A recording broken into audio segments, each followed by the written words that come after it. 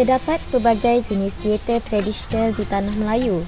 Antaranya adalah teater JK. Teater JK merupakan satu seni yang dikaitkan dengan legenda dan mitos tempatan.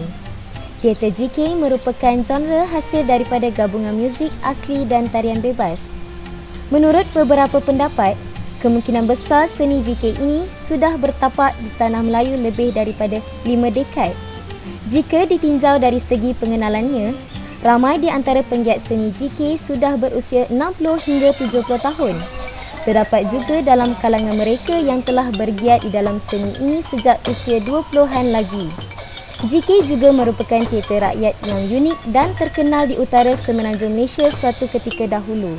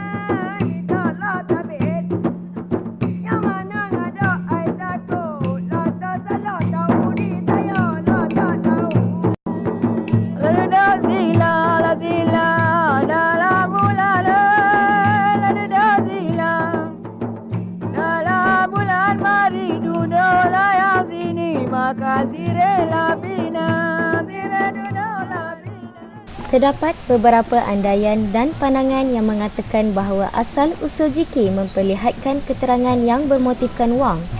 Walau bagaimanapun, melalui cerita dan mesej yang disampaikan di dalam lakonan, aspek estetika dan nilai-nilai sosial tidak diabaikan. Setelah membuat beberapa kajian mengenai teater ini, didapati bahawa JK ini bermula daripada orang miskin yang memerlukan wang untuk kembali ke negara mereka.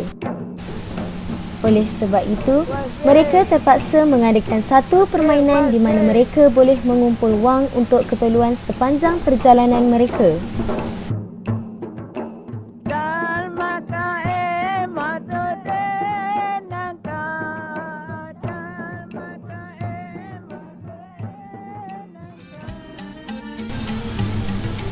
Kisah seterusnya adalah mengenai suatu kumpulan peniaga yang berlayar dalam sebuah tongkang. Setibanya di pelabuhan, mereka menjalani pemeriksaan kastam dan didapati bahawa mereka tidak mempunyai surat kebenaran berniaga. Lalu mereka ditangkap dan dibawa menghadap raja negeri berkenaan. Apabila dihadapkan di hadapan raja, peniaga-peniaga tersebut mengaku salah. Disebabkan kesempitan wang, mereka memohon simpati raja untuk dibebaskan daripada hukuman. Sebagai pertukaran, raja perintahkan mereka untuk mengadakan satu persembahan teater dengan menggunakan nobat, gendang dan alat-alat muzik yang diberi oleh baginda. Peniaga-peniaga tersebut telah membuat persembahan teater yang diberi nama JK. Persembahan tersebut telah menarik hati raja, lalu mereka Awang! Awang! Oh! Keluar masak. Siapa panggil abang? Ni Tok Mulu panggil ni. Simpan ringgit awang pulang.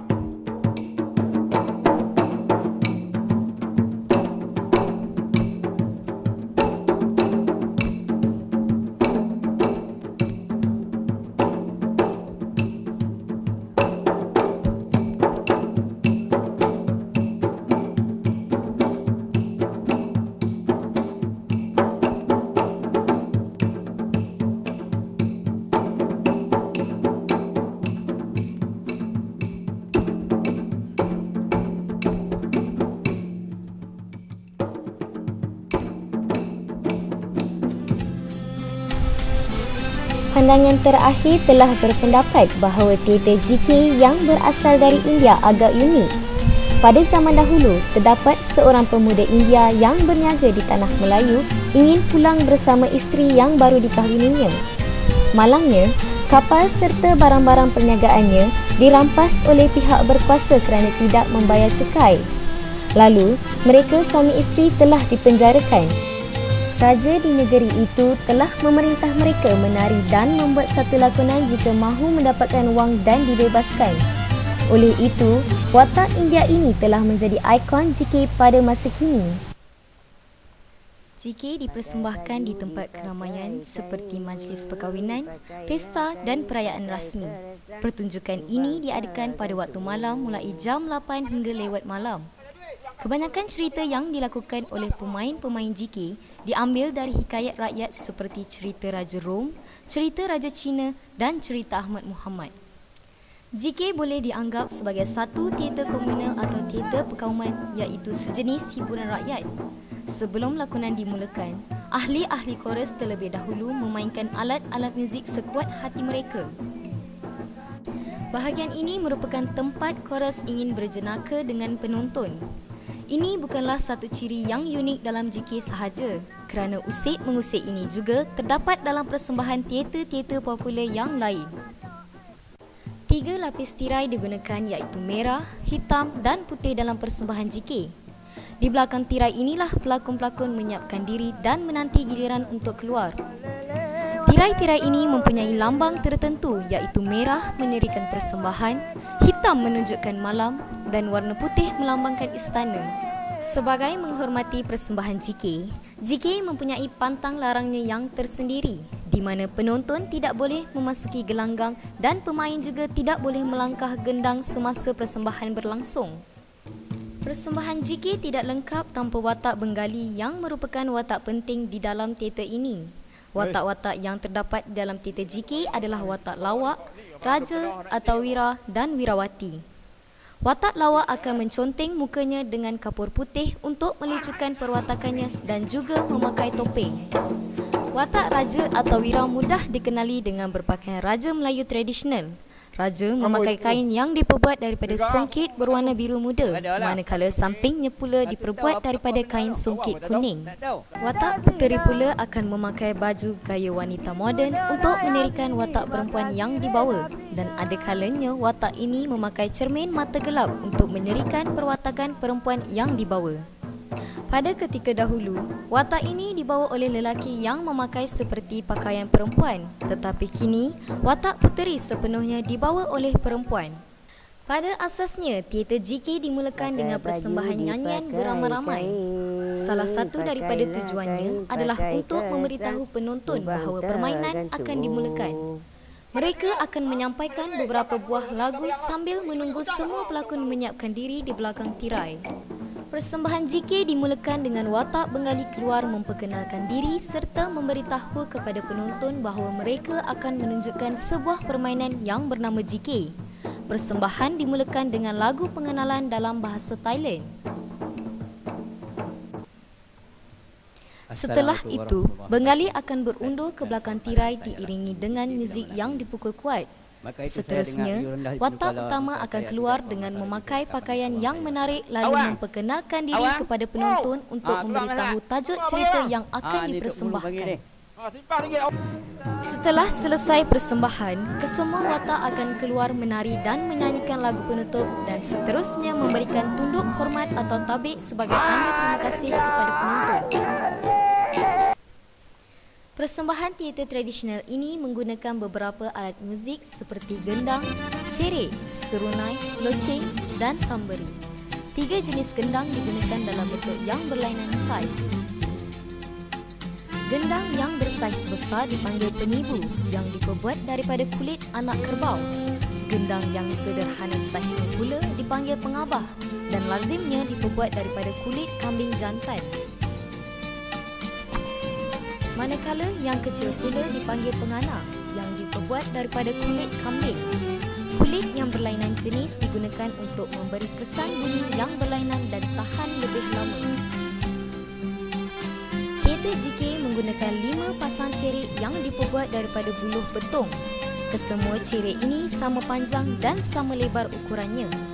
Ukuran panjang cerek adalah kira-kira 2 ruas buku buluh. Serunai yang digunakan diperbuat daripada kayu merbau dan serunai dicat menurut kehendak pembuatnya. Jika dilihat dari jauh, serunai ini seolah-olah satu alat yang berat yang diperbuat daripada besi. Alatan terakhir adalah tamborin. Tamborin merupakan satu alatan moden yang diperkenalkan dalam permainan ini, tetapi ianya hanya terdapat di JK Langkawi sahaja. Di samping alat muzik, prop juga penting di dalam teater JK. Hal ini kerana prop dapat melengkapkan ciri-ciri yang terdapat dalam setiap watak yang dilakonkan. Antara prop yang digunakan dalam teater JK adalah sapu tangan, pemukul, mangkuk, beg, cermin bulat dan topeng. Apa benda tu? Awang pun tak tahu. Sapu tangan digunakan oleh watak raja dan puteri. Sapu tangan melambangkan pangkat atau status kerabat diraja. Pemukul pula digunakan dalam adegan di mana hulu balang menghadap raja untuk memberitahu akan kehilangan puteri baginda. Lalu, raja memegang pemukul dan menunjuk ke arah hulu balang ketika memerintahnya mencari puteri baginda. Prop yang seterusnya adalah mangkuk. Di dalam teater ini, mangkuk digunakan oleh puteri untuk mengisi nasi untuk diberikan kepada bapa mertuanya. Seterusnya, Tok Nujum menggunakan beg berbentuk hujung sangkar untuk mengisi bahan nujumnya. Cermin pula digunakan oleh Tok Nujum untuk tilik menilik. Prop yang terakhir adalah topeng. Dalam persembahan JK, hanya terdapat 2 buah topeng yang digunakan. Topeng ini digunakan oleh Tok Nujum dan watak lawak. Topeng bertujuan untuk membuat penonton bergelak ketawa. Selain itu, topeng digunakan untuk memberitahu kedudukan sosial setiap watak. Hal ini kerana watak lawak atau ahli nujum sahaja yang memakainya sedangkan watak dari lapisan lain tidak memakainya. Pada zaman dahulu, sebelum persembahan JK bermula, gelanggang atau pentas akan disemah terlebih dahulu. Upacara ini dilakukan sendiri oleh ketua pasukan. Roh-roh guru yang asalnya dipuja supaya dapat menyelamatkan pelakon-pelakon dan juga memuja semangat-semangat gaib.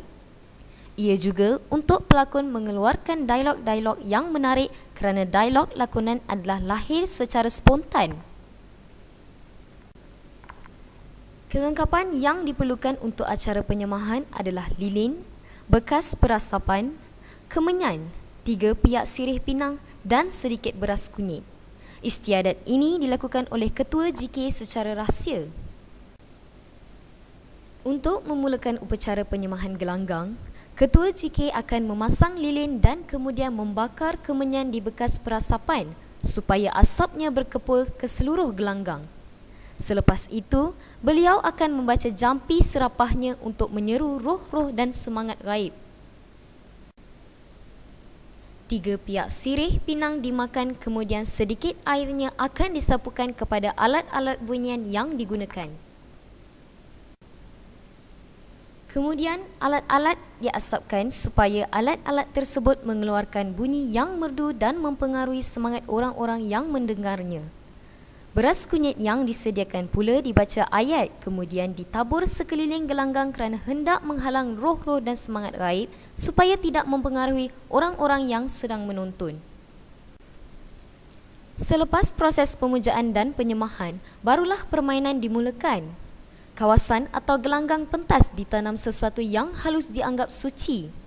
Upacara pembukaan pentas adalah satu amalan mistik yang wajib dilakukan. Walau bagaimanapun, upacara penyemahan jarang dipraktikkan oleh penggiat seni teater JK pada masa kini.